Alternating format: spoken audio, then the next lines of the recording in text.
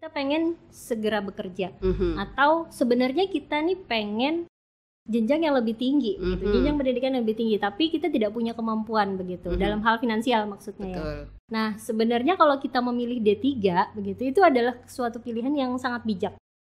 Karena apa? Ada mungkin namanya dulu bidik misi ya. Iya, kita nyebutnya bidik misi dari tadi ya. Itu sebenarnya full. udah berubah. Full. Artinya mahasiswa yang mendapatkan itu tidak membayar apapun. Tidak membayar apapun. Luar biasa. Oke, Menjemput jodoh sepertinya ya. Akhirnya saya ketemu di sini. Gitu ya, berawal dari pekerjaan ditempatkan di sini. Itu. Dapat jodoh berarti orang sini gitu ya. Ini kenapa jadi fokus ke saya ya?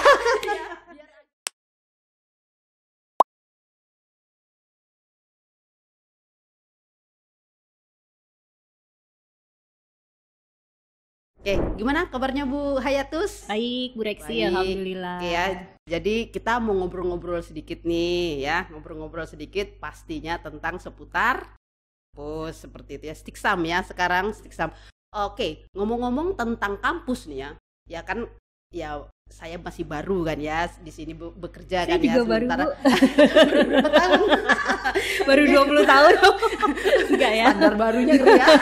Oke, nah saya pengen tahu nih sejarah tentang kampus Stiksam itu seperti apa? Sejarah ya, waduh berat ini pertanyaannya. Harus buka buku ya. Kedengarannya saya kayak oldies banget gitu ya, tahu sejarah. Tapi nggak apa-apa. Ini kan juga sepengetahuan saya yang saya tahu ya, karena kebetulan saya juga tidak dari awal berdirinya kampus saya sudah di sini, enggak ya. Jadi yang sepengetahuan saya bahwa kampus ini berdiri di tahun 2001 waktu itu oleh Yayasan Kagama Kaltim. Jadi memang Yayasan Kagama Kaltim ini memang sepertinya mereka concern ke pendidikan gitu, karena awal mulanya Kagama itu apa ya Bu? Kagama Kagama. Iya ya. Saya belum menjelaskan itu awal mendengar Kagama itu juga mikir loh, Kagama itu apa gitu ya. Ada ya yang belum tahu Kagama berarti ya. Termasuk saya, kasihan sekali.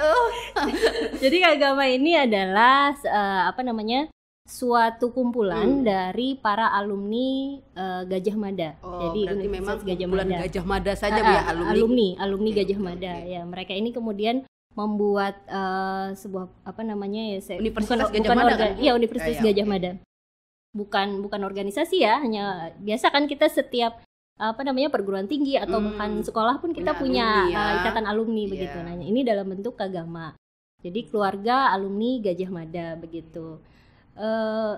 Mereka berinisiatif gitu ya? Mereka berinisiatif karena memang pada saat itu perguruan tinggi atau pendidikan bidang kefarmasian itu belum ada. Bahkan di Kalimantan Timur saat itu Akademi Farmasi Samarinda ya awalnya. Yang pertama berdiri Samarinda di Kalimantan. Di Kalimantan.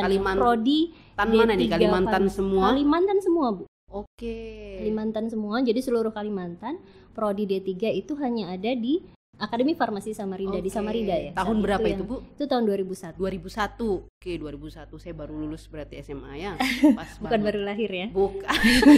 Duh, kalau seperti ini baru lahir Bu. Tua banget begitu wajah saya. Mereka memang concern ke pendidikan ya. Jadi awalnya justru kampus ini dulunya adalah SMA. Oh, jadi awalnya tempat SMA. ini, tempat ini tidak lokasi berpindah ini. Berarti? Tidak. Jadi tempat ini dulunya ada SMA, kemudian mungkin melihat kelihatannya kebutuhan tentang pelayanan kefarmasian sangat dibutuhkan di wilayah Kalimantan Timur ya, khususnya ya. Nah, mereka berinisiatif untuk mendirikan itu. SMA ya. Awalnya SMA, kemudian mereka mendirikan Akademi Farmasi Samarinda. Karena akademinya jadi cuma satu prodi ya, program studi ya. Oke, menarik kalau mendengar tentang sejarah, apalagi dimulai atau diinisiatorin oleh alumni Universitas Gajah Mada. Luar biasa ya. Berarti Ibu tetapi 2001 ada di sini? Belum. Saya bergabung di sini itu tahun 2005. Oh, berarti jadi 4 tahun berikutnya ya? Iya, setelah 2005 itu saya kebetulan dosen PNS ya. Ada 2 orang kan di sini dosen PNS yang kemudian karena tadi yang saya bilang satu-satunya prodi farmasi yang ada di Kalimantan itu hanya ada di Akfarsam saat itu. Ya itulah akhirnya kami ditempatkan di sini begitu. Lah, Ibu dari mana asalnya? Saya dari Banjarmasin. Karena kan kita adalah dosen yang diperbantukan dari LL Dikti ya, dulu namanya Kopertis kan. Sekarang namanya LL Dikti. Jadi diperbantukan dari diperbantukan Banjar pindah ke sini. Berarti akhirnya waktu ke sini masih single gitu ya? Oh iya, ting-ting. Pasti. Dulu gak ada tok-tok ya. Gak bisa nyanyi Ayu Ting Ting gitu ya. Oke. Menyebut jodoh sepertinya ya, akhirnya saya ketemu di sini. Gitu ya. Berawal dari pekerjaan ditempatkan di sini. Dapat jodoh berarti orang sini gitu ya. Ini kenapa jadi fokus ke saya ya? Biar agak seru sedikit gitu ya. Boleh diganti yang lain. Begitu ya, 2001 Akfarsam ya dulu namanya. Iya, Akfarsam, Akademi Farmasi Samarinda. Oke, kemudian sekarang ya betul. Sekarang ini kan sudah menjadi Sekolah Tinggi Ilmu Kesehatan Samarinda. Yeah. Hanya berubah nama di awalnya ya, kita tetap menggunakan Samarinda begitu.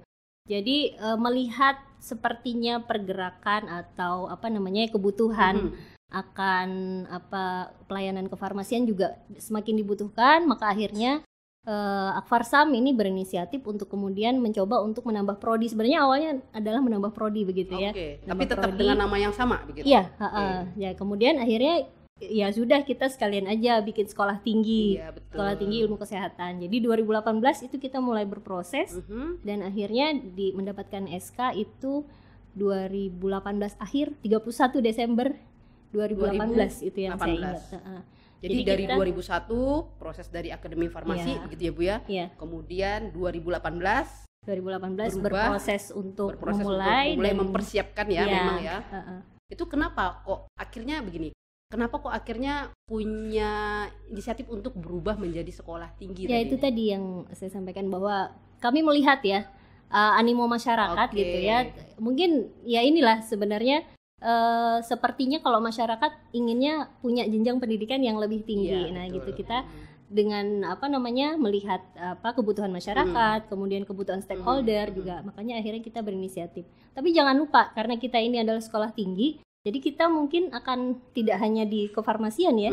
Next time kita akan menambah prodi-prodi bidang kesehatan yang lainnya. Jadi memang yang terdekat ya, nanti ada bocorannya. Oke, nanti next ya. Next podcast kita ya. Apa sekarang sih sudah kira-kira proses kita ya.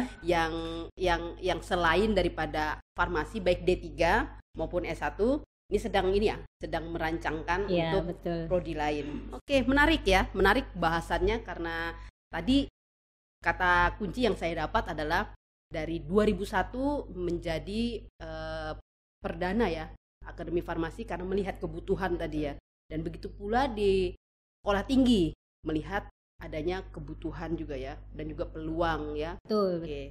Oke. Jadi kalau kita berbicara tadi ya, pertama adalah program studinya adalah D3.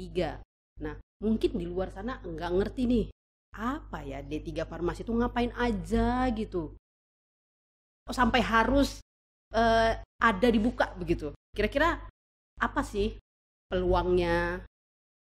Mungkin saya bicara tentang prodinya dulu barangkali ya. Jadi prodi D3 secara umum di D3 itu diploma ini kan masuk dalam prodi vokasi ya. Vokasi. Ya. Jadi ya ini adalah sebuah prodi yang sebenarnya sangat dibutuhkan oleh dunia kerja. Jadi sangat-sangat dibutuhkan oleh dunia kerja, karena kenyataannya nanti di dunia kerja mereka pasti akan mencari tenaga-tenaga yang siap pakai gitu. Ya, jadi untuk prodi D3 farmasi sendiri ini adalah suatu prodi bidang vokasi, di mana beban studinya ini adalah 110 SKS kalau di Stiksam ya.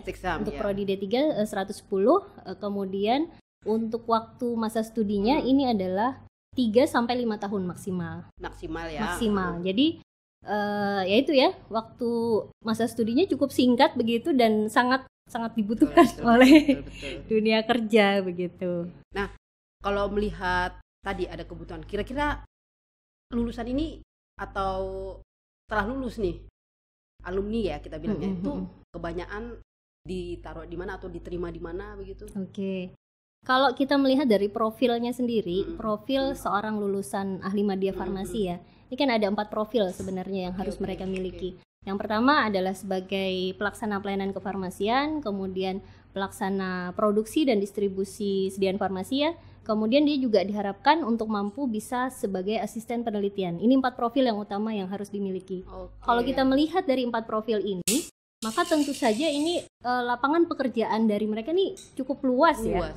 Sangat luas begitu. Jadi mereka bisa ada di pelayanan kefarmasian jelas, rumah sakit, apotik, puskesmas, ini klinik masih gitu ya. sangat-sangat membutuhkan. Apalagi di daerah Kalimantan Timur, Kalimantan Utara sepertinya masih sangat terbuka ya. Apalagi kalau misalnya lulusannya itu berkenan untuk ke daerah gitu, di tempat kembali ke gitu daerah. Ya. Berarti kalau ngomong tadi tentang alumni ya, menarik ya, artinya tadi sampai ke daerah. Berarti mahasiswa dari mana-mana aja nih. Iya, kalau kalau untuk mahasiswa kita ini asalnya dari seluruh Kalimantan. Seluruh Kalimantan, terutama Kalimantan Timur dan Utara. Jadi dari wilayah Nunukan, Bulungan itu ada gitu ya, kemudian Kutai Timur, Tenggarong itu semua ada gitu. Sudah bahkan dari Jawa pun ada ya, ada beberapa orang. Jadi ada yang penerima beasiswa bidik misi kita, ini ada juga program itu. Ada, jadi kita ada beasiswa. Oke, Bu Reksi, saya lanjut tadi yang masalah boleh. Prospek kerjanya ya. Tadi selain di pelayanan kefarmasian, ini mereka juga bisa di industri farmasi ya, itu jelas kan? Industri farmasi, industri makanan, ya kan? Makanan, minuman ini juga bisa kan? Kemudian di PBF ya, pedagang besar farmasi ini juga bisa sebagai penanggung jawab. Kemudian sebagai penanggung jawab toko obat. Atau kalaupun mereka tidak ingin bekerja dengan orang lain, mereka bisa sebagai entrepreneur. Apalagi di Stiksam ya, ininya kita mengutamakan kepada kewirausahaan dari mahasiswa lulusan gitu. Menarik ya, jadi mereka bisa begitu ya, bisa menjadi owner ya. Betul. Ya, betul sekali ya. Jadi yang saya tekankan juga tadi di sini ya, selain daripada yang pertama ada di Kalimantan, kemudian yang kedua adalah ternyata lulusannya itu banyak diserap atau di usernya itu banyak gitu ya, yang mau mengambil atau menggunakan lulusan daripada Akparsam dulu, sekarang Stiksam namanya. Ya kalau kita lihat kan bahkan mungkin sebelum mereka lulus begitu sudah dipesan begitu. Jadi kita sering menerima open recruitment dari BUMN begitu ya, dari perusahaan-perusahaan farmasi, itu sering sekali kami adakan di dalam kampus sebelum mahasiswanya lulus gitu. Berarti mereka sudah diminta. Mereka adakan tes gitu ya. Betul. Atau ini banyak sekali nih yang kejadian mahasiswa kita ada PKL ya. Karena memang dari kurikulum kan memang kita lebih banyak di praktikum dan praktek begitu.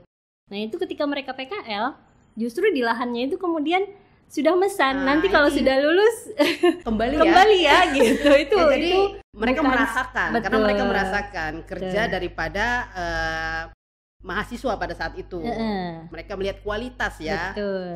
Karena memang di kurikulum kita kan kita tidak hanya dari hard skill-nya saja, tapi juga soft skill juga kita bekali dengan itu. Menarik ya. Kenapa akhirnya banyak pengguna mahasiswa dalam hal ini keahliannya begitu untuk memakai begitu. Kira-kira apa yang membuat Stiksam ini peminatnya banyak gitu? Bisa dari segi apa gitu dilihat kok sehingga tadi berdatangan nih dari luar Kalimantan Timur bahkan gitu ya, bukan hanya di Kalimantan Timur yang notabene ada Balikpapan, ya kan? Ada Bontang, Sangatta, Kutim, Ubar kan.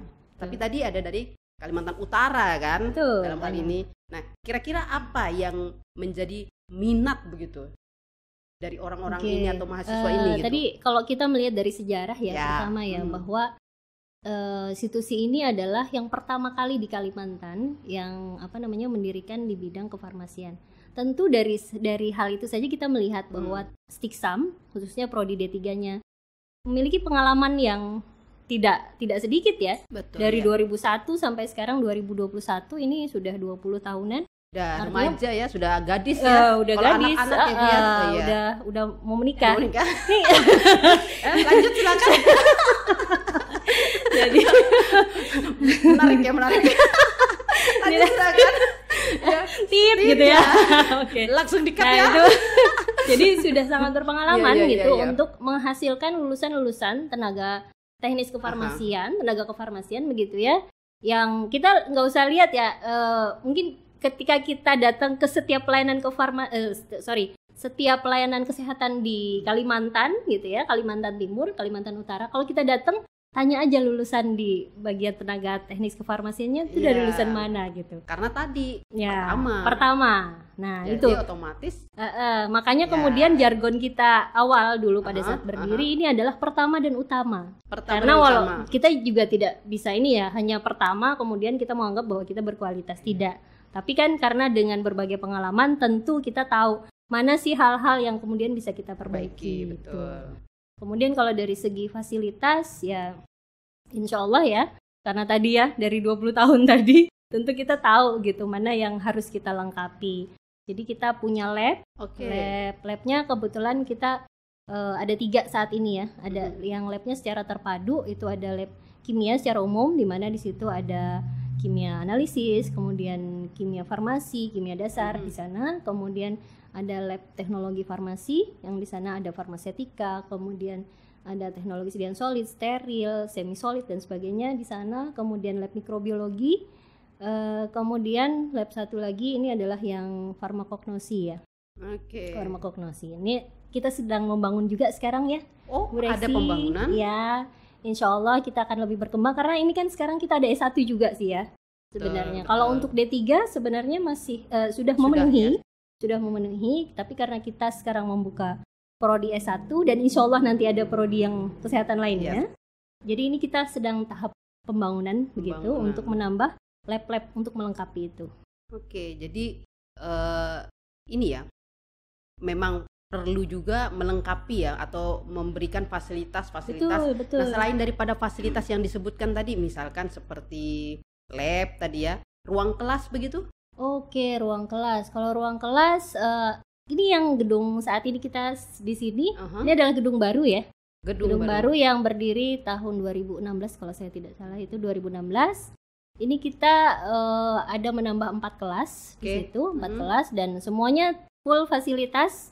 Ruangan ber-AC sangat dingin, makanya saya kadang-kadang kambusinus ya kalau habis ngajar. Anak-anak kan senangnya bener-bener sampai dingin banget gitu. Kemudian yang lain ya tentu saja ya LCD dan sebagainya itu sudah jelas untuk. Kemudian kita juga masih ada ruang kelas yang lama yang sebelumnya itu juga masih bagus, masih bisa digunakan, AC-nya juga sangat dingin begitu ya.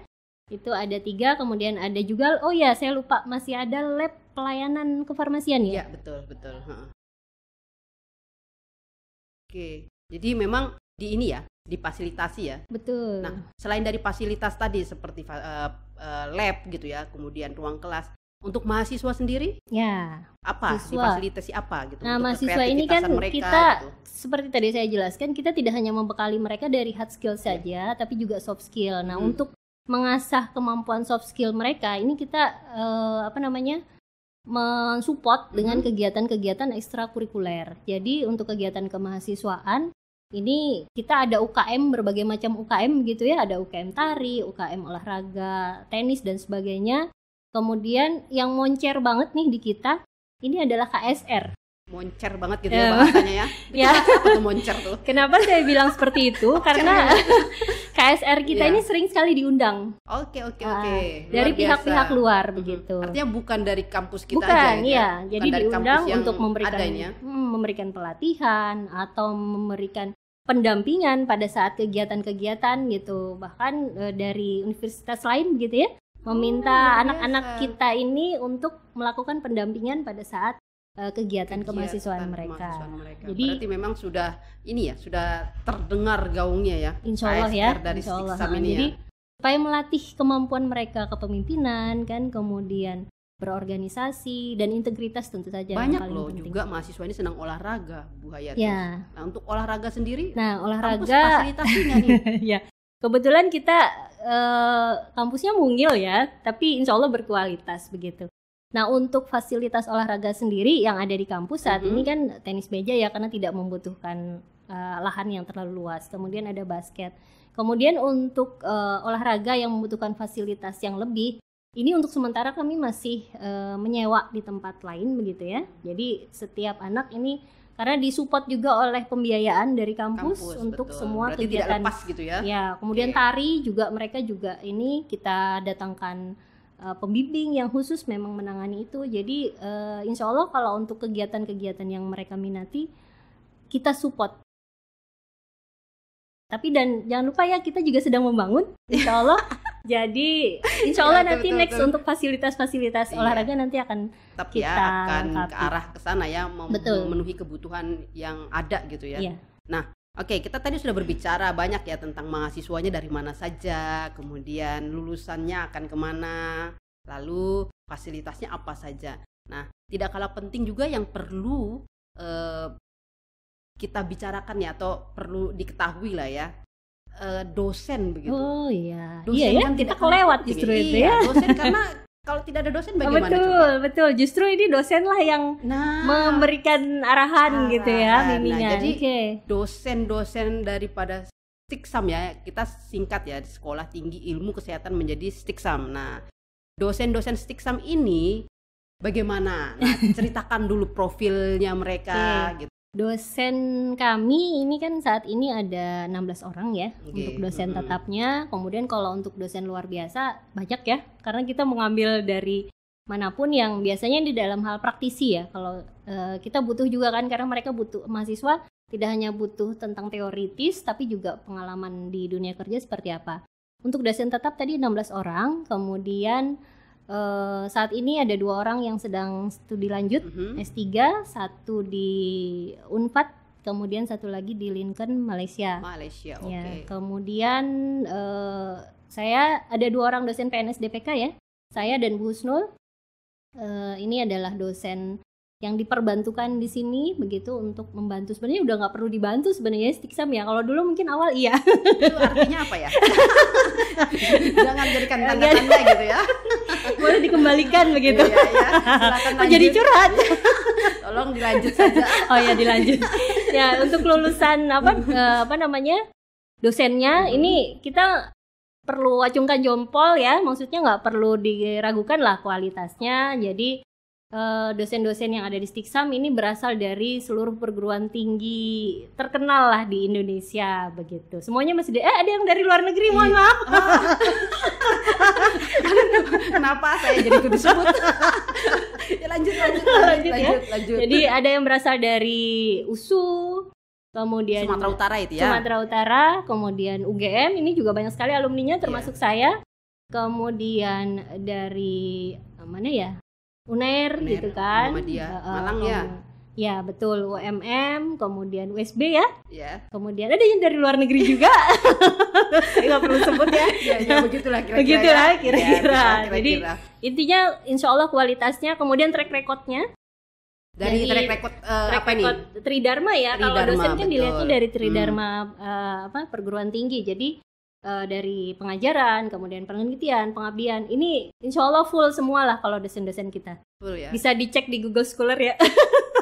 Luar biasa. Scopus bisa juga berarti ya? Lagi berjalan ya. Hibah gitu. Semacam hibah. Kira-kira dosen-dosen ini terlibat atau pernah mendapatkan tidak?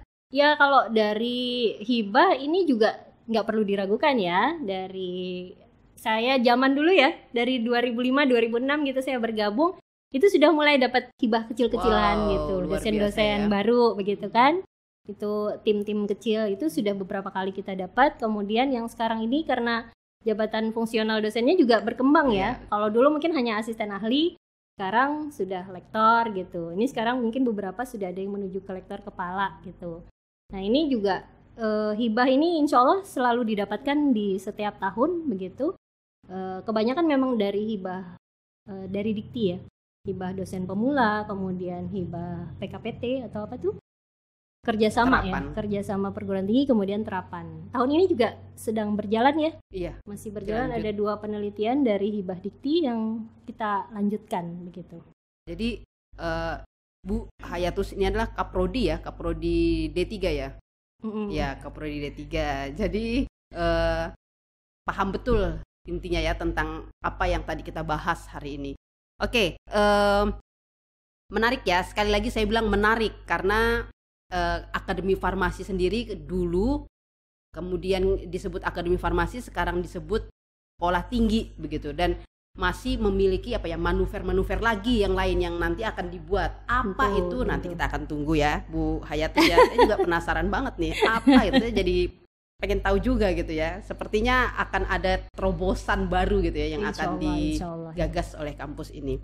Oke, beasiswa tadi sudah kita sampaikan ya bahwa mahasiswa mendapatkan beasiswa. Betul. Di sini. Ini ya, beasiswa ini kita banyak sekali ya sebenarnya untuk fasilitas beasiswa dari mahasiswa ini banyak. Yang terbesar mungkin bidik misi atau namanya apa ya sekarang saya lupa ya namanya. Dulu kan kita menyebutnya bidik misi ya. Iya. Ini bidik misi ini kan di mana mahasiswa itu full mendapatkan bantuan baik dari SPP maupun biaya hidup gitu kan mereka dapat.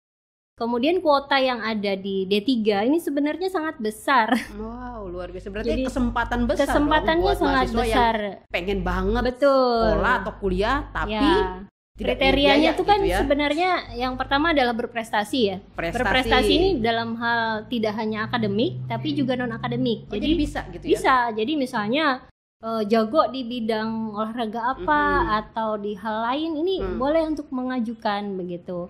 Kemudian ya kalau prestasi jelas ya.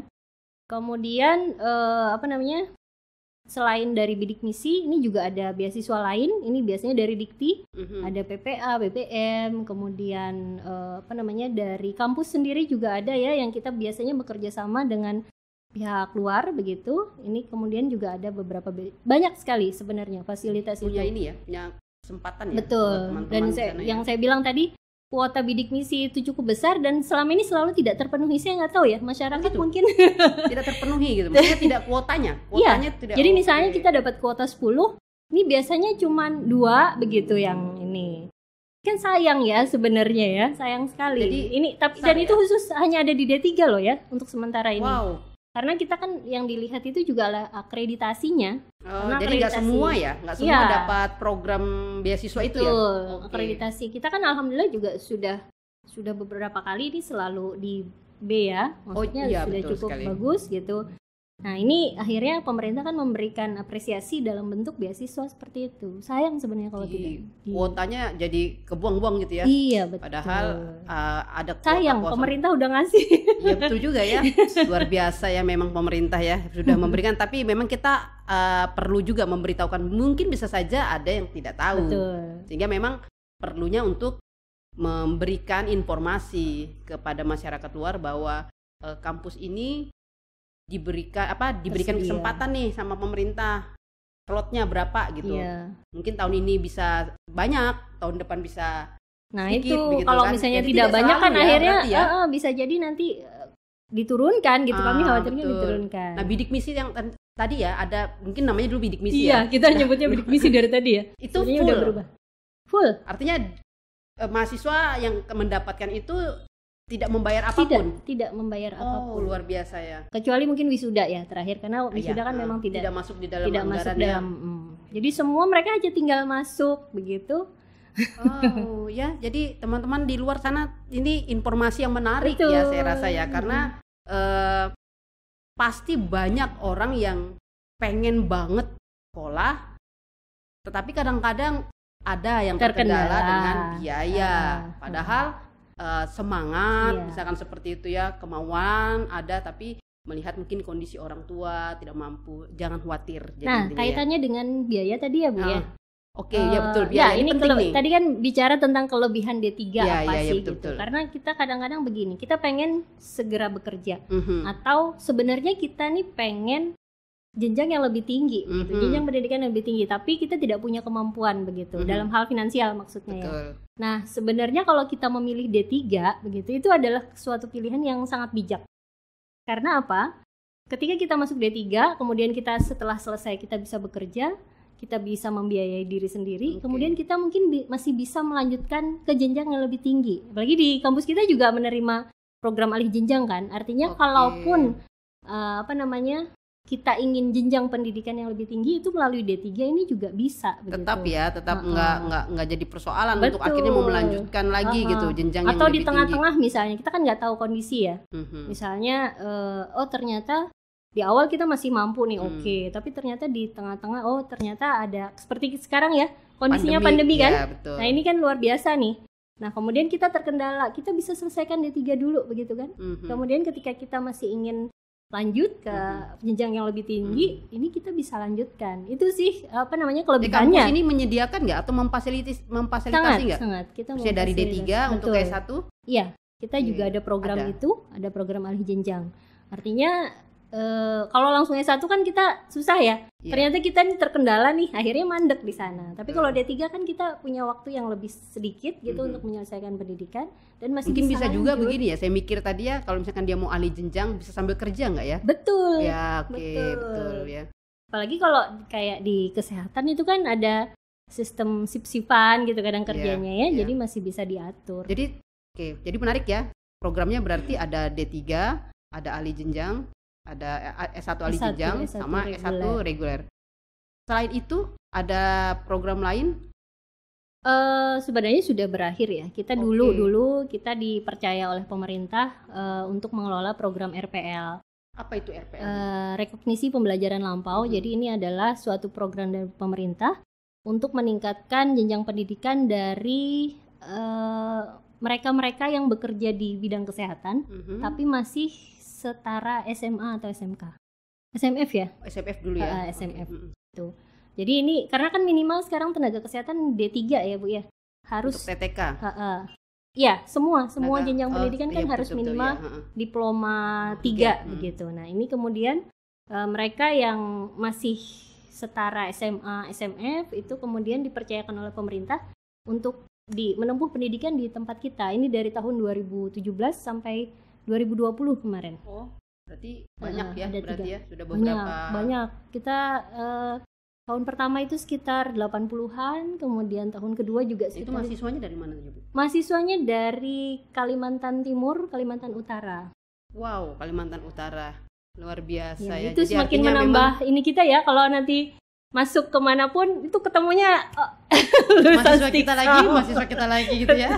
Jadi memang iya betul, saya sendiri pun merasakan begitu Bu ya. Jadi maksudnya yang walaupun notabene tidak lama baru lah ya mengajar di sini, tetapi ketika pergi ke apotik misalkan begitu, ke rumah sakit atau yang dimana saya pergi ke apotik untuk menebus resep di rumah sakit misalnya gitu, ketemu ibu gitu, Bu Reksi ya tidak bisa dipungkiri memang kenyataannya seperti itu karena tadi yang pertama ya kan. Jadi lulusannya itu sudah terserap ya atau tersebar juga ke berbagai dan tentu juga bisa daerah. Dibandingkan ya, lulusan kita insya Allah bisa dibandingkan dengan lulusan lainnya. Karena memang tadi berkaitan juga dengan fasilitas yang diberikan, berkaitan juga dengan dosen tadi yang Ibu sebutkan dari universitas yang diakui pastinya, yang terakreditasi atau yang diakui oleh ini ya Dikti ya, seperti itu ya. Jadi ya bisa kita bilang lah berkompeten lah ya. Betul. Seperti itu ya. Oke, jadi memang jangan khawatir intinya ya. Pertama kalau berbicara tentang terkendala biaya, ada beasiswa, fasilitas ya. Punya hobi mahasiswa tersalurkan. Seperti itu ya. Mungkin juga mahasiswanya pengen ikut project gitu, boleh nggak? Sama dosen gitu. Betul. Karena waktu saya kuliah dulu kan juga bukan sering ditawarkan gitu, bantu-bantu begitu. Nah, bagaimana dengan Stiksam sendiri begitu? Ya, kita juga sangat terbuka ya dosen-dosen. Ini kan seperti yang saya bilang tadi bahwa dosen Stiksam juga sangat aktif di Tridharma gitu ya, penelitian maupun pengabdian. Kalau dari segi penelitian kita selalu kolaborasi nih, baik antar dosen maupun dengan mahasiswa. Seperti program-program kita yang sudah ini, kita selalu melibatkan mahasiswa dalam pengerjaannya itu. Kemudian juga ini kan pasti ada transfer ilmu, kemudian membantu mahasiswa juga kan sebenarnya itu. Jadi selalu ada kolaborasi dengan semua sivitas akademika. Dan sebenarnya tidak hanya dengan mahasiswa, kita juga kolaborasi dengan laboran begitu kan. Artinya dalam pengerjaan itu juga kita saling support begitu. Sinergi, jadi penelitian, kemudian pengabdian juga kita selalu sering bersama-sama untuk melakukan pengabdian ya betul. Jadi mahasiswa selalu dilibatkan dalam berbagai kegiatan dosen begitu. Kalau untuk misalkan kalau untuk mahasiswa sendiri, kalau tadi ini kan berkolaborasi atau dilibatkannya mahasiswa di kegiatan atau aktivitas daripada dosen gitu, baik penelitian maupun pengabdian. Kalau untuk mahasiswa sendiri ada nggak program memang yang khusus untuk menimbulkan kreativitasan mahasiswa gitu? Ya kalau ini kan kita sebenarnya sudah difasilitasi juga ya oleh pemerintah begitu. Mereka punya program-program. Ini mungkin saya kurang terlalu paham untuk yang kemahasiswaan. Tapi dari dari pemerintah itu ada PKM begitu. Program kreativitas mahasiswa. Ini mereka diberikan kebebasan untuk menyampaikan kreativitas mereka dalam hal wirausaha, penelitian, kemudian pengabdian masyarakat. Itu sangat difasilitasi dan tentu dengan biaya yang juga tidak sedikit ya. Nah ini tinggal dari mahasiswanya saja lagi untuk lebih mengeksplor. Jadi memang difasilitasi ya. Difasilitasi dan kampus juga sangat support ya, tentu saja ya, memberikan bimbingan dan sebagainya. Jadi mahasiswa punya ide apa gitu, tinggal ngomong sama dosennya mendaftarkan begitu ya kan. Betul. Atau memberikan support yang lain. Oke deh, luar biasa ya. Jadi bahasan kita hari ini pagi ya mungkin ya, atau berapa jam berapa apa juga gitu ya. Jadi bahasan kita hari ini ya luar biasa karena ya saya sendiri pun juga ada beberapa poin yang memang baru saya dengar gitu ya kan, walaupun juga bekerja di sini, tapi memang ada beberapa poin-poin yang ya saya juga baru dengar gitu dan menarik untuk kita bahas gitu. Nah, pesan terakhir Bu Hayati di bukan acara lagu kita ini ya. Ya, bukan jangan merasa dulu ya. Oh ya, sebelum pesan saya menarik, saya tadi ada satu yang Bu Hayatus tadi bicarakan bahwa apalagi di masa pandemik begitu. Nah, kira-kira mahasiswa nih di masa pandemi ini bagaimana metode pembelajarannya? Nah, itu yang menarik. Saya tadi mau nanya tapi apa lupa gitu. Nah, akhirnya saya baru teringat nih. Nah, bagaimana kira-kira? Lebih panjang lagi nih berarti ya obrolan boleh kita ya. Tambah sedikit lah ya kan, enggak apa-apa. Karena ya menarik, memang harus dibicarakan gitu kan. Iya betul. Ya mungkin untuk bisa meyakinkan ya bahwa kita juga perlu tahu kan. Betul. Mungkin sebelum ke metode pembelajaran, ke ini dulu ya, fasilitas yang mungkin diberikan ke mahasiswa justru yang pada saat pandemi. Jadi dalam kondisi pandemi sekarang kita juga paham ya kondisi masyarakat saat ini kan luar biasa ya. Artinya kita bisa sehat itu sudah jadi hal yang sangat disyukuri gitu. Kemudian bisa tetap maksudnya bisa beraktivitas seperti biasa itu juga.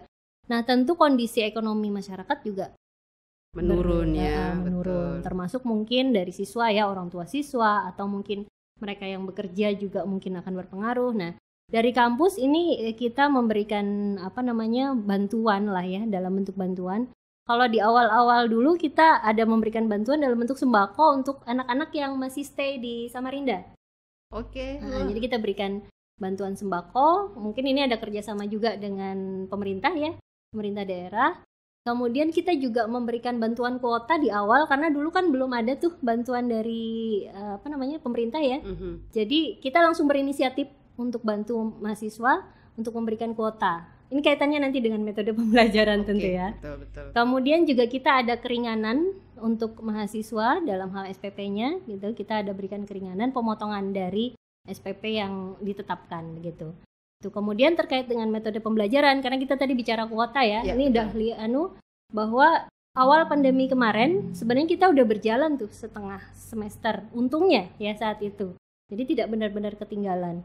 Nah, setengah semester berikutnya kita langsung itu benar-benar langsung istilahnya berubah total dengan kondisi mahasiswa yang belum siap, termasuk dosennya juga pastinya biasanya termasuk dosennya tatap muka gitu. Walaupun dari dulu kita sudah minta daring gitu kan, tapi kalau tidak ada sesuatu seperti ini akhirnya kita memang tidak bisa melakukan begitu. Jadi nah itu sesuatu kondisi yang memaksa kita akhirnya semua kita lakukan secara daring. Dan untungnya di Stiksam ini kita sudah disupport dengan sistem informasi yang luar biasa begitu. Oke. Jadi sebenarnya dari sudah sejak lama kampus ini memfasilitasi sistem informasi SIAKAT begitu. Ya. Jadi sistem pembelajaran ini sudah disupport sekali. Cuman ya itu tadi dosen kan dan mahasiswa terlena begitu, kayaknya lebih enak gitu ya langsung gitu. Dan akhirnya ini mau tidak mau memaksa kita untuk dilakukan secara daring gitu. Itu full daring ya waktu itu ya. Di semester ganjil kemarin. Kemudian semester genap berdasarkan evaluasi dan sebagainya kita melihat sepertinya kalau di pelayanan kefarmasian, bukan pelayanan ya, dalam hal kefarmasian ada hal-hal yang tidak bisa benar-benar diberikan secara daring begitu kan. Jadi kita harus punya suatu metode, akhirnya kita kombinasi antara daring dan luring begitu. Jadi kita ada beberapa pertemuan yang memang meminta mahasiswa untuk datang dengan menerapkan protokol kesehatan begitu. Iya, harus ya itu ya. Jadi beberapa kompetensi yang memang sangat dibutuhkan gitu untuk mahasiswa, ya mau nggak mau kami. Tapi kita juga tidak memaksa ya. Jadi kalau ada orang tua siswa yang misalnya merasa keberatan, silahkan untuk membuat surat pernyataan gitu. Tapi kita tetap melakukan protokol kesehatan dengan ketat begitu ya. Jadi sudah ini ya sesuai dengan prosedur ya, protapnya ya. Jadi walaupun nanti hadir gitu atau secara offline pada saat praktikum tetap dilakukan prosedur kesehatan ya. Ya supaya semuanya terjaga aman gitu. Oke, saya rasa obrolan kita udah panjang sekali ya. Bisa sampai malam ya.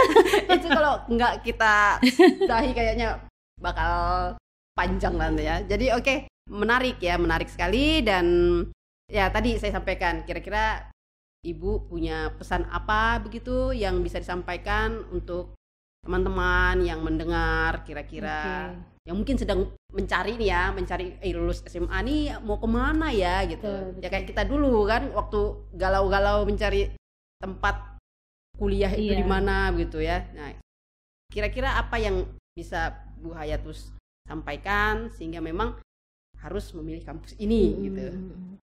Oke, tadi kan kita sudah bicara panjang kali lebar begitu ya tentang kampus Stiksam, kemudian tentang prodinya sendiri gitu. Sebenarnya prodi D3 Farmasi itu boleh saya bilang dahsyat gitu ya. Kata kuncinya dahsyat gitu. Karena pertama yang saya bilang tadi, dunia kerja itu sangat masih membutuhkan lulusan diploma. Karena lulusan diploma ini adalah lulusan yang memang dibuat untuk menjadi siap bekerja gitu. Karena memang muatan kurikulumnya kan memang dikhususkan untuk itu. Kemudian prospek kerja tadi jelas, tempat kerja masih membutuhkan. Kemudian cakupan kerjanya juga sangat luas begitu. Dan masih banyak membutuhkan lulusan daripada. Kemudian juga kalaupun masih tetap ingin jenjang pendidikan yang lebih tinggi, lewat D3 ini bukan sesuatu hal yang tidak mungkin. Justru ini menguatkan begitu. Kita lihat ya, mungkin kita punya program ahli jenjang yang lulusan D3 gitu tentu akan mereka punya pengalaman yang lebih dalam hal kefarmasian. Punya dasar ya? Ya, punya dasar yang sangat kuat gitu. Jadi don't worry lah untuk memilih prodi ini gitu. Dengan segala kelebihannya, kalau saya bilang ini adalah sebuah prodi yang sangat prospek untuk dipilih begitu. Ya, beberapa memang lebih meminati ke D3 begitu ya memang ya. Ya, karena itu tadi mungkin ada yang tadi saya juga menangkap bahwa mungkin ada yang tidak sanggup untuk sampai tinggi cukup D3 tetapi malah bisa bekerja juga gitu. Tidak cuman D3 nanti nggak bisa bekerja. Justru D3 yang memang sangat dibutuhkan. Yang namanya sertifikat kompetensi itu yang dibutuhkan ya oleh Dudi tadi, dunia industri dalam hal ini di pelayanan kesehatan gitu ya. Oke, terima kasih banyak Bu Hayatus untuk waktunya. Ini perdana ya. Yang kita perdana berbicara di. Sebelum saya diwawancarai Deddy Corbuzier kan. Jadi ini nanti di-cut. Oke deh kalau begitu. Jadi terima kasih banyak sekali lagi untuk waktunya, untuk setiap informasi yang bisa kita dapatkan, yang kita obrolkan hari ini. Ya satu hal bahwa kata kuncinya ya jangan ragu. untuk kuliah di Stiksam, karena betul. Yang sudah diuraikan tadi panjang lebar bahwa ya kita fasilitasi kok, intinya gitu ya, kita fasilitasi kok, jangan merasa bahwa nanti kalau saya sukanya nari nanti tenggelam deh bakat nari saya, enggak gitu.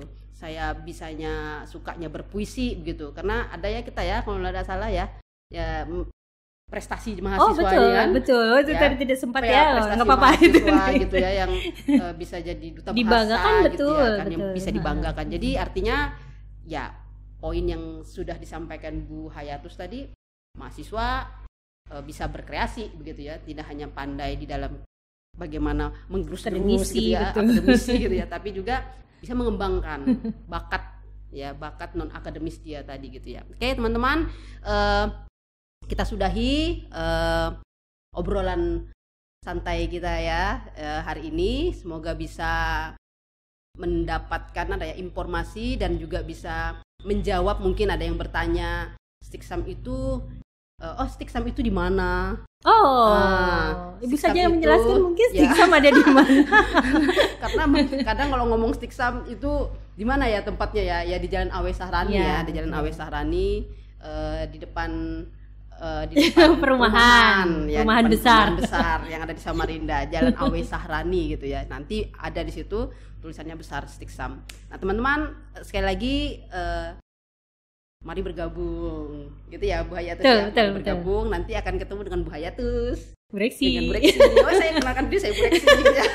Nanti akan ketemu dengan kami semua. Jadi ya seperti inilah kami. Suasananya juga seperti ini begitu. Jadi let's join gitu ya. Jangan ragu kalau memang punya minat untuk menjadi seorang farmasi gitu ya, menjadi seorang yang mau bekerja langsung, bisa juga di D3 atau mungkin mau S1 ya it's okay, itu pilihan kan ya Bu Hayatus ya. Jadi oke, itu saja, terima kasih banyak dan ketemu lagi ya di podcast berikutnya. Salam.